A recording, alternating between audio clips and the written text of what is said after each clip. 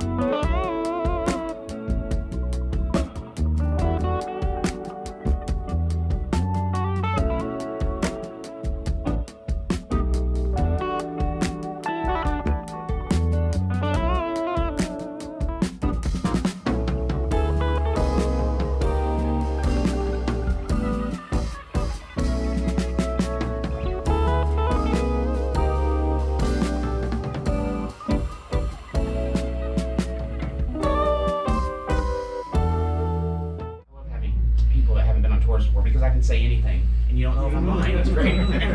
It takes all the pressure off. The basics before we dive into it. So all bourbon is a whiskey, but not the other way around, right? Bourbon is a smaller subset of a much broader whiskey category. So to be a bourbon, you have to follow a specific set of rules if that's how you want to market yourself. We do that because in 1964, Congress passed the Native Spirit Act. They did that because a lot of things were being passed off as bourbon that were inferior products. So to protect the name and the brand, Kentucky Distiller stepped in and asked Congress to intervene and put down a set of laws that define exactly what a bourbon is. Right? There's 7 of them. So first, you've got to be 51% or more of what grain? Corn. Yes, 51% or more corn. Second, you have to be made where? Kentucky. Now, Kentucky is the best answer. It's wrong. Bourbon County? Unfortunately, anywhere in the U.S. Right? But Kentucky is a perfectly valid answer, so just keep going with that. We make about 96% of it here in Kentucky. Of that 96%, 1/3 of that comes from right here in Louisville. You've got to be aged in a very specific type of container. What's that? Wood, cast? Yeah. Oh, okay. And one more thing about it. White. White. Doesn't have to be white. Oh. Everybody uses white, Okay. but technically you can use red, Hungarian, French. It's going to change the outcome drastically. But technically you can use everybody in the industry uses white. But yeah, charred oak, one other thing. Cherry? Yeah, absolutely. You can only use it once. It's got to be brand new. Ah, yeah. The reason why, right? Because you can keep getting flavor out of that barrel, right? These barrels go around the world for 30 plus years with people getting flavor out of it. The lumber and wood lobbyists in 1964 approached Congress asking for the language in that it be new so that we would have to get a new barrel every time we made some more bourbon. So just business sense on their part. We have those barrels that keep on being used. After we get finished with ours, Dewars has a contract with us, and they use them to age their scotch. A lot of people send them to breweries, right, to age beer. And in fact, some of ours are across the street right now, and against the grain at the brewery, and they just came out with an Angel and Ale. I think it's a quadruple Belgian that they came out with yesterday. If you get the chance, it's really good. And with your tour ticket, you can show them over there, and they'll give you a free sample of it. So check that out. Beyond that, right, some of the more scientific ones, I guess, you you got to be distilled no higher than what proof? 50? 160. Oh, okay. 160. And the reason why is above 160, you start to lose some of the flavor from the grain. So to give you some context, vodka is distilled around 180 proof, right? You notice there's no grain flavor in vodka, right? There's not much of any flavor in vodka really, but we want to keep that grain flavor, so we distill lower than 160. You got to go into the barrel no higher than, you just said it, 125. 125 proof is the highest you can enter the barrel. And you've got to go into the bottle no lower than 80. So if you do all of those things and you don't add any additional flavoring or coloring, right, you get to label yourself, market yourself as a bourbon. Now we are a Kentucky straight bourbon, which means we do all of those things, plus we're made where? In Kentucky. That was an easy one. We're aged in Kentucky, and we're over 4 years old, right? The straight part of a straight whiskey or straight bourbon is the age state, right? So you have to at least be 2 to be a straight bourbon, right? But you've got to put your age on there if you're 2 or 3. Anything over 4, though, you don't have to put your age. So if you see a label that just says straight bourbon, straight whiskey with nothing else on it, you know that what's in that bottle is at least over 4 years old. Now you can be a bourbon the moment you hit the inside of that charred oak, right? With your distillate. The liquid coming off the still, as soon as that hits that jar on the inside of the oak, it is legally bourbon and you can sell it as such, but it's not a straight bourbon. Okay? Who's had Angels Envy before? You? Alright, so a quiz. On our label it says Angels Envy, a Kentucky straight bourbon whiskey. Then there's 3 lines after that. Anybody know what this says? I can cheat and find out, but no. Without cheating. No. Finished in? Yeah, finished in port wine barrels. So that's what we do. We are a finish company. Everything that comes out of here is going to be finished. And what that means is we go through a second maturation. So after we come out of that brand new charred oak, we're going to go into a ruby port wine barrel and leave it there for an additional 6 months. Pick up some of those residual sugars, some of that fruit that ruby port wines are known. In the case of our rye, we're going to go in for about 8 years on that brand new charred oak, come out and go into a Caribbean rum barrel. Right? Has anybody had the rye before?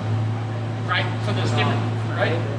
Good. Right? It's expensive. Those different flavors that you're getting that comes from spending that time in that barrel that used to have cognac in it, and it had rum in it, and then our rye goes in.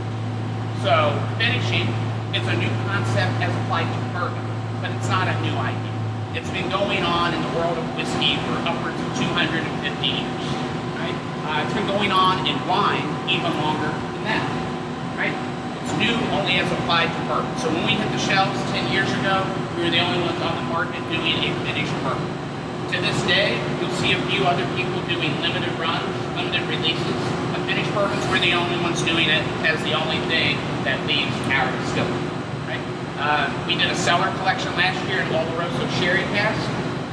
It was a bourbon finished in that sherry cask. This year, our cellar collection is a 10-year bourbon finished in a tawny port barrel. So everything that comes out is going to be finished. Why are we doing a finished bourbon? Well, because our founders wanted to do a finished bourbon, and when you start your own company, you get to make it how you want. Yeah, back here on the wall, right, we've got our 2 co-founders, Lincoln and Wes Henderson, right? Even if you're not familiar with their names, you've probably heard of some of Lincoln's products, right? He worked with a company called Brown-Forman. Has everybody heard of Brown-Forman, right? Huge, huge spirit producer. I think they're number 2 in the world as far as producing spirits. He was their master distiller and worked with them for 40 years, right? Starting in the 60s and he retired around 2000. Now, Lincoln, as master distiller for Brown-Forman, created some whiskeys and bourbons you guys have probably heard of, probably even tried before. If you've ever had Gentleman Jack Daniels, anything from the Jack Daniels single barrel program or Woodford Reserve, you've had one of Lincoln's creations, right? So Lincoln's master distiller comes up with all these bourbons, right? Goes into the Bourbon Hall of Fame, the very first inaugural Bourbon Hall of Fame, Lifetime Achievement Award, but he'd always wanted to do a finished bourbon. because he had traveled a lot and he'd gotten close and become familiar with a lot of the distillers in Scotland and Ireland, as well as a lot of winemakers in Italy. And he always kept a notebook with him on different ideas when he would go places, and he'd pick up things from people. And one of those was the finishing process. So he comes back and he pitches the idea. He said, let's do a finished bourbon. Well, at the time, everybody passed on it. But you also got to think about the climate of bourbon in the 90s. It had taken a huge hit in the 80s, right? A lot of distilleries shut down. Dark liquor was not as popular. People were trending more towards vodka, tequila, that sort of thing. So the 90s was about the bourbon industry trying to get back on its feet, right? It wasn't like it is now. We're in the middle of a huge bourbon boom. 90s was just trying to get our heads back above water.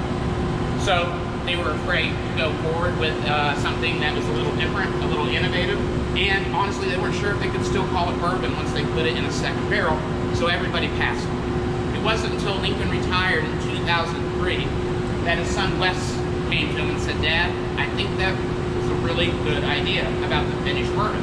If nobody else wants to do it, let's just start it and do it ourselves. So that's exactly what they did. So they started playing around some different mash bills and some different finishes in Wes's garage, and that's where Angel's Envy was eventually born. The other thing that they wanted to do, besides being innovative, was to do it as a family. They wanted a family business, right?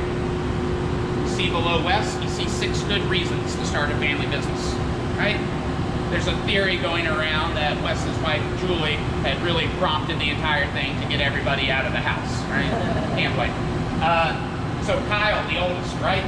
He worked with Lincoln at Woodford Reserve, got to learn from his grandfather. Kyle is now our head of production, our master blender, as well as our master taster, which is why they say he's the only one smiling in any of the pictures, right? His brother Andrew, lead distillery operator. So the equipment that we see in here today, the still, fermentation tanks, the mash cooker, Andrew and his team are responsible for running that. Connor and Spencer, oh, sorry, no, you're good. Right, they were a little younger when we started, right? They were still in high school, but they came on board eventually. And they started on the bottling line and in retail because it was important to Lincoln and Wes that it was going to be a family business. The family knew the business inside and out and earned their position. So they started out on the bottling line and selling t-shirts out front and worked their way up to now working at the rick house and being part of the barrel aging process. Christian and Ian, you might be able to see in their pictures, they're a little younger, right? They're still in high school. Unfortunately, currently, Kentucky child labor laws prevent us from putting them to work. We're working to overturn those laws, though. Or they're getting older, one way or the other, they'll end up here. So that was it. Angel's Envy, founded on being innovative and family run. Now, at the end of the day, we end up in that Ruby Port wine barrel. But before we do that, we have to make a premium bourbon first. You can't just take anything, put it in a second barrel, and expect it to be great. Right? So we start our bourbon out like everybody else with the grains that we use. What we'll do now is head down to the other end here, take a look at that mash bill. This represents our mash bill, right? When you hear the term mash bill, that just means what grains are you using in your liquid, right? Feel free to come up and play with it if you want. It's kind of soothing. Just go back and forth with it. It's like a big adult sandbox. We are 72% corn, 18% rye, 10% malted barley. The corn, by law, has to be in there, right? It gives bourbon its signature. After that, it's not really individual distillery. We choose to use rye. Rye gives it that spiciness, right? Typically, you either see rye or wheat. Wheat bourbons tend to be a little sweeter. Rye bourbons tend to be a little spicier, or at least have a spice component to them. And then malted barley, 10%. Malted barley will carry a little bit of flavor with it, and it tends to show up as kind of a nuttiness that comes from it. But the real important thing about the malted barley, and the reason you have to have a malted grain in your mash bill, is it carries enzymes called alpha and beta amylase. Right? The reason those enzymes are so important is they convert starch into sugar. Because eventually we're going to have to ferment all of this, and you do that by adding yeast. Yeast breaks down sugar. That's how you create alcohol. However, yeast can't break down starches. So you need these enzymes to get all of this primed and ready to start making the alcohol. You take those enzymes out, you don't end up with any alcohol. So every mash bill you see is going to have something malted in it. And when I say malted, all that means is they got the grains wet, them start to sprout. Right? That's going to bring up that alpha and beta amylase. So we get our grains, we grind them in a hammer mill, just a big hammer. It's hammers on the end of a wheel, is what it is. And it's going to grind these grains into about the consistency of cornstarch, right? About like that. After that, it's going to go into that right there behind you, that big corrugated steel container. That's a mash cooker. So we're going to put that corn in first, and we're going to add 8,000 gallons of water. We're using Louisville City water, reverse osmosis filter. Does anybody know why we're using Louisville City water? It's available. It's available. That's not wrong. Probably gives it a distinct flavor too. It's not necessarily the flavor, but it is distinct, and I'll tell you why. We sit on the second largest limestone aquifer in the world, the Cincinnati Arch, right? That means we've got limestone filtered water coming out of the ground here. Some of the best water in the entire United States is right here in this area. And the reason limestone filtered water is important is it strips all the iron out of the water. The reason that's important is when you're doing a barrel-aged spirit, right? It can't have any iron in it, or over the years as it ages, it'll start to change that liquid that's inside, right? It'll change the flavor, the color, the aroma, right? In a lot of undesirable ways. Now, it's not really an issue in the distilling process. So, for instance, you can make a clear spirit or a vodka with iron water, and it's not a problem because it never sees the inside of that barrel. It only comes in that barrel aging process that you run into. When you look back, right, through history at places that are known for barrel-aged spirits, Scotland, Ireland, and Kentucky primarily, right? They all sit on limestone aquifers. We had the water to do it with. That's why it came up in those areas. You can now sort of recreate that in a lab and strip that iron from it, but for a long time you couldn't. So that's why it was limited to those geographic areas. So we're going to put that in, and then we're going to add 2,000 gallons of something called setback, or you might have heard of it referred to as sour mash, right? Some people put sour mash on their label, some don't. I'd say close to 80%, 85% of the industry uses a sour mash, and that's not really a description of the taste, right? It doesn't make the whiskey or bourbon any more sour. All it means is that we're using part of the last run off of that still. The part that doesn't evaporate as alcohol, we put back into the next cook. And it's not really about consistency as much as it is about controlling the pH levels, right? It keeps a healthy environment for that yeast to thrive by using that back in again. So we're going to do 2,000 gallons of sour mash. After that, we're going to cook it for 8 hours. After it's finished cooking, that's called a mash, right? We're then going to take that mash and ferment it. That's where we're getting the alcohol from. So I've got a mash fermentation going on. Actually, I think we're back down this way. So if you follow me down, I'll show you how that works. Okay. So what you see going on here is that mash has been pumped over here. The yeast has been added to it, and it's starting that chemical reaction. That chemical reaction creates 3 byproducts as that yeast breaks down the sugars. It produces heat, which you can feel coming off of it, right? It produces CO2, which you can actually see coming off of it in those bubbles. You should go up there and see it. Importantly, it creates the alcohol. Smell it? It's the exact same process as brewing beer. You have to make beer before you make bourbon. And that's what we're doing right here, making distiller's beer. And so over the course of 3 days, it's going Knock you out. Yeah. 0% alcohol by volume up to 10% alcohol by volume over the course of those 3 days. Right now, just by looking at it, I'd say we're about a day and a half in, maybe a little more. And you can tell because that reaction has started to die down a little bit. The other way to tell is by taste. It goes from very sweet to very sour over the course of 3 days. And looking at this, I'm going to guess that it's starting to get a little sour. But if you would like to try it, I'm going to pour some in a cup over here. And for the taste, a little bit like beer, but without the hops or the other flavoring grains in it. You may not want to sit down and drink a 6-pack of it, but you get the idea. And they bring out the communion cups to put it in. The cups we're using today are made of corn products, 100% biodegradable. Part of our furthering efforts to become completely sustainable, we Also have some beehives going on the roof right now, so we can use our own sweetener in the bar. Have a garden going up on the rooftop as well.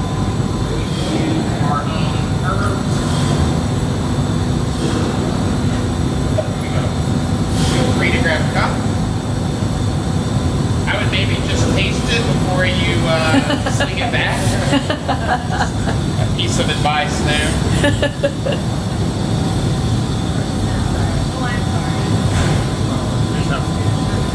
You went way too heavy with that pour. Oh no, that one's That's for a big you. pour. That's for you. No, sir, it's not.